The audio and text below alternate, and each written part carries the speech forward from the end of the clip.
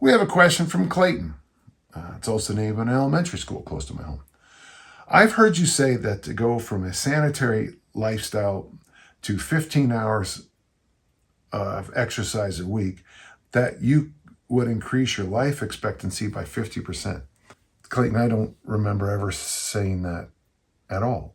The research, and I get this from Spring Chicken by Bill Gifford, who trains at my gym. It's 100 minutes a week, but increasing your life expectancy by 50%. I'm 68. That would give me 34 more years because I did pull-ups. I don't know if that's true.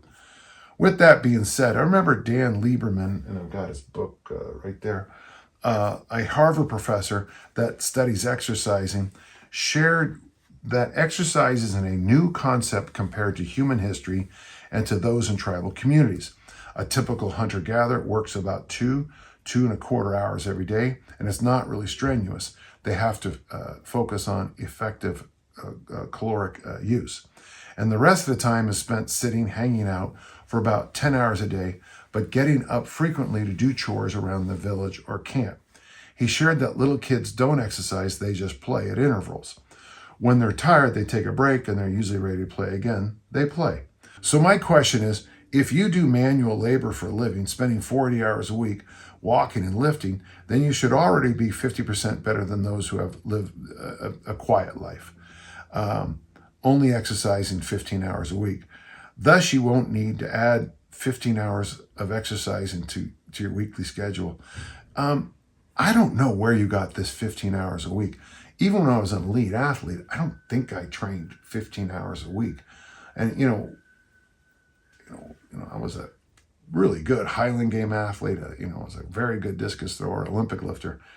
Training 15 hours a week is a lot of time, even for someone who's doing well in the sports.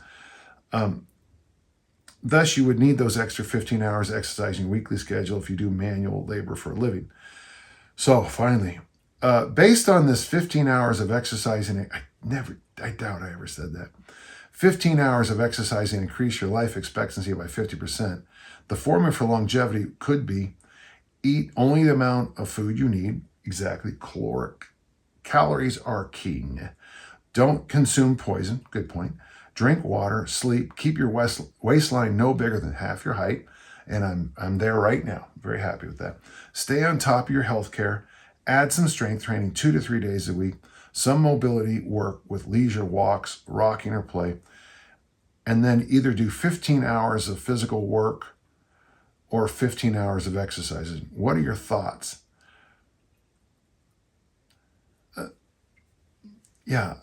My thoughts, Clayton, are that I don't, this extra 15 hours of exercising keeps throwing me off. But the truth is this, folks. Listen,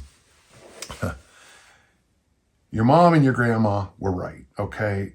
If you get thirsty, drink water. If you're tired, sleep. If you want to go have fun, play. Your calories are important.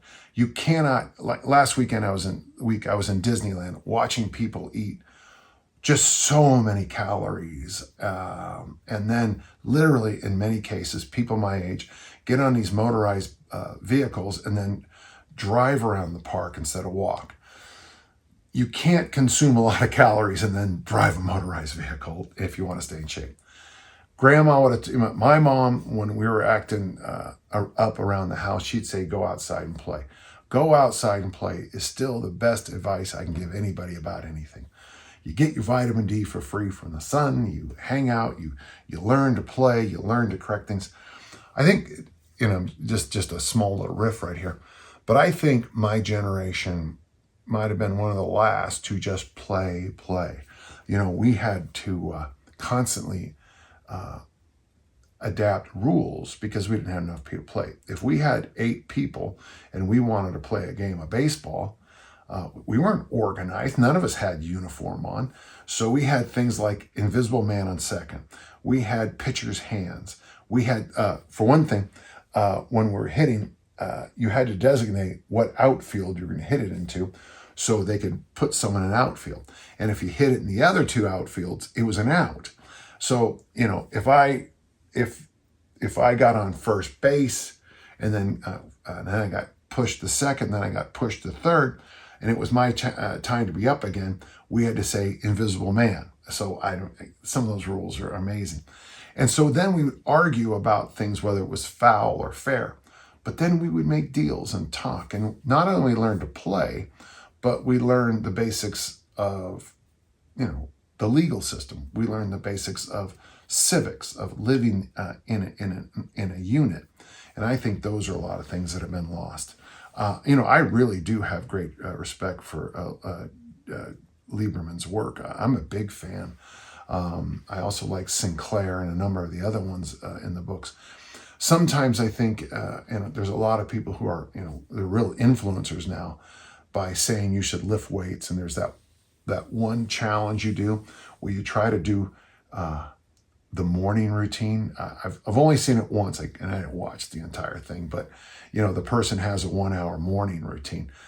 There's a show called American Psycho where the guy has a very ingrained morning routine, and it's fascinating to watch. And of course, as you're watching it, you got to remind yourself what this guy does for fun later on in the movie. It's not very normal. But if you're getting your sleep, you're drinking your water, you're keeping your calories appropriate, you're getting your protein in, for most people I interact with, those are the biggest game changers by far. By far. Now, as a strength coach, I have to also say, you want to lift weights because the importance of maintaining and building lean body mass.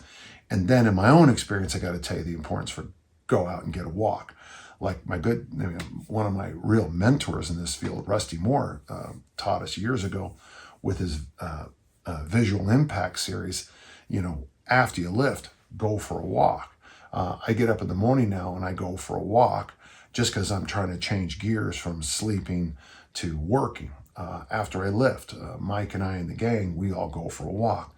And then very often I'll take an afternoon or post-evening walk. And if I have to make a phone call to a friend, I'll do it while walking. But I would not get too into this. And if I did say 15 hours a week of training increases your longevity by 50%, I must have been joking, because that just, if I get this 100-year-old to start working out 15 hours a week, is he gonna live to 150? And if that's true, folks, let's get out there and start exercising right now. I hope I answered your question. That was interesting.